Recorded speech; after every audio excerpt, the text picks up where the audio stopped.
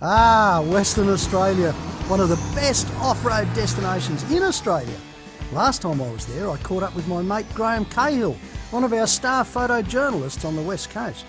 Graham has spent years covering the four-wheel drive scene in Western Australia, everything from travel destinations to custom trucks, and I can't think of too many better qualified people to show us around some of the better tracks.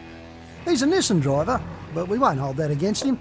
He's a local boy who can drive, and as good as you can in a patrol, I reckon. While Ruthie's out shopping for a new Land Cruiser, why don't you join me and a couple of my mates for some of the best off-roading in WA?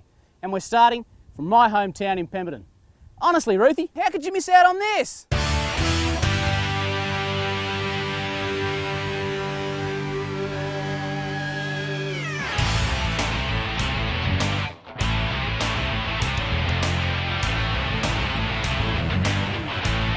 Now joining me on this trip are my two old mates, Gav and Scott.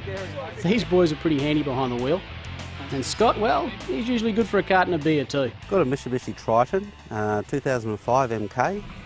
Reasonably standard, haven't lifted the suspension or anything. I've got Mickey Thompson MTZ tyres, bull bar, roo bar, rear canopy, front locker, and the Safari snorkel.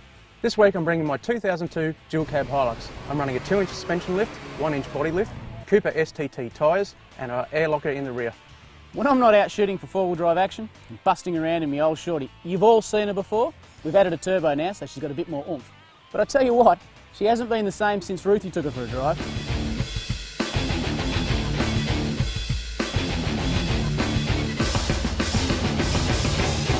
But I'm still pretty confident she's going to get us through this trip. Let's go, it's going to be a beauty.